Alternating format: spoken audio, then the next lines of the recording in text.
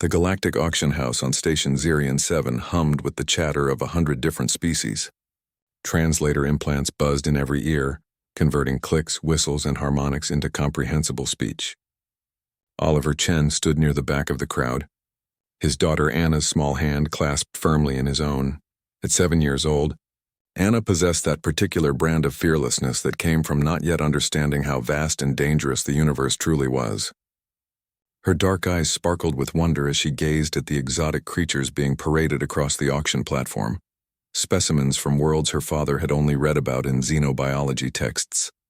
"Daddy, look at that one." Anna tugged at his sleeve, pointing at a crystalline creature that refracted light into rainbow patterns. Oliver smiled despite his exhaustion. The past 3 years since humanity's introduction to the galactic community had been challenging. As a xenobiologist, he'd been among the first wave of human researchers sent to catalog and study the countless life forms that filled the cosmos. But funding was tight, opportunities were scarce, and he'd brought Anna to the station hoping to secure a position at the Xenological Institute. The auction continued, showcasing creatures both magnificent and bizarre. Anna watched each one with rapt attention, occasionally whispering questions that Oliver answered as best he could. Then the platform darkened and a hush fell over the crowd. Spotlights illuminated a containment field, and within it coiled a creature that made Anna gasp aloud. It was serpentine, nearly 20 feet long, with scales that shimmered between midnight blue and deep purple.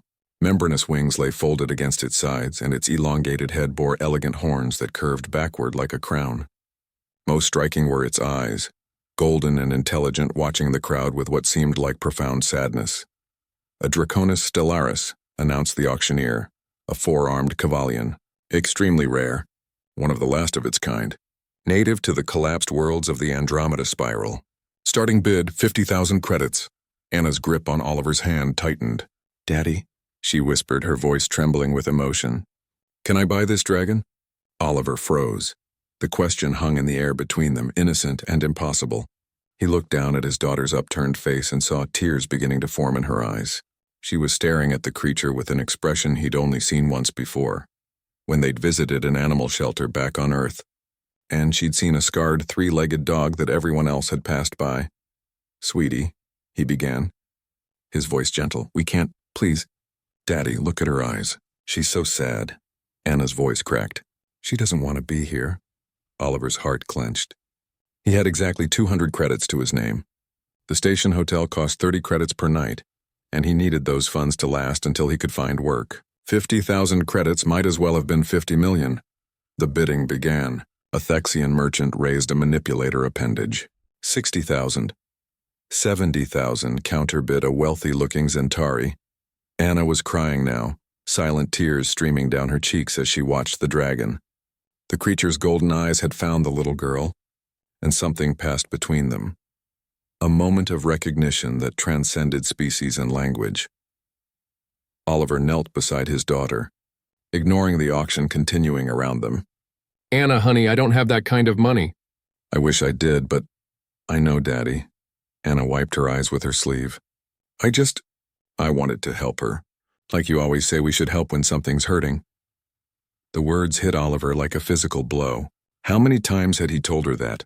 How many lessons about compassion and standing up for those who couldn't stand up for themselves had he imparted? And now, when it mattered most, he was powerless to act on his own principles. 120,000 credits, called a voice that sent shivers through several species in the crowd. A Korthian war merchant known for using exotic creatures in gladiatorial combat. The dragon's eyes widened in what could only be fear. Something inside Oliver snapped. He thought of humanity's journey to the stars, of how they'd been dismissed as primitive, emotional, and irrational by so many of the established species. He thought of every xenobiology paper he'd published arguing that Earth's biodiversity and humanity's protective instincts toward it were strengths, not weaknesses. He thought of his daughter, crying for a creature she'd never met. Oliver stood and raised his hand. 200 credits, he called out. The auction house fell silent. Then laughter erupted from multiple sections of the crowd. The Cavalian auctioneer's translator conveyed his confusion. "Sir, the current bid is 120,000. "I heard the bid," Oliver interrupted, his voice steady. "I'm offering 200 credits. It's everything I have, but I'm also offering something else. He pulled out his data pad and projected his credentials into the air above the crowd. I'm Dr. Oliver Chen, xenobiologist specializing in endangered species rehabilitation. I'm offering my services, 5 years of research, cataloging, and conservation work for whoever sells me that dragon. My papers have been published in 23 journals. I've helped restore 3 extinct species on Earth. I'll work for room and board, and every credit I would have earned goes to my daughter and that creature. The laughter had stopped. The crowd murmured, translators working overtime. Anna looked up at her father with wide eyes. "Daddy, what are you doing?" "What you taught me to do," he whispered back. "Help when something's hurting." The Korthian war merchant stood, his massive frame towering over the seats. "Ridiculous. I offer 150,000 credit," a new voice rang out. "And I accept Dr. Chen's offer." Oliver turned to see a Celestian step forward from the crowd, tall, luminous, with skin that seemed to contain entire nebulae. Celestians were known as the most ancient and wealthiest race in the galactic community, rarely involving themselves in common affairs. The Celestian approached Oliver and Anna, her movements graceful as starlight. "I am Advocate Lyrian of the Celestian Conservation Collective. We have followed your work, Dr. Chen.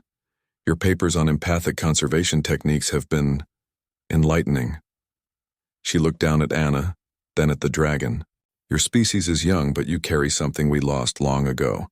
The willingness to sacrifice everything for a stranger's pain. The dragon will come with you. Your 5 years of service will be spent at our conservation sanctuaries, with full resources and a stipend sufficient for your family." Oliver couldn't speak. Anna burst into fresh tears, but these were different. The Celestian continued, addressing the crowd now.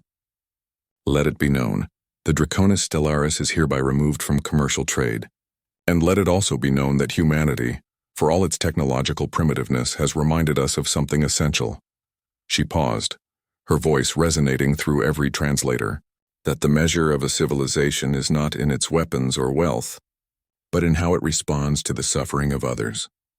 Within the hour, the dragon's containment field was deactivated in a secure sanctuary space. Anna approached slowly, hand extended. The creature lowered its magnificent head and the little girl placed her palm against its scales. "I'm Anna," she whispered. "You're safe now."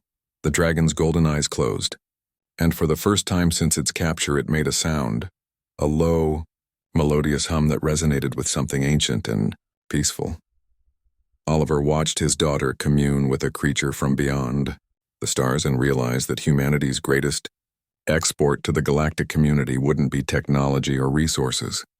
It would be this, the simple, stubborn refusal to walk past suffering without trying to help, even when helping seemed impossible. Especially then.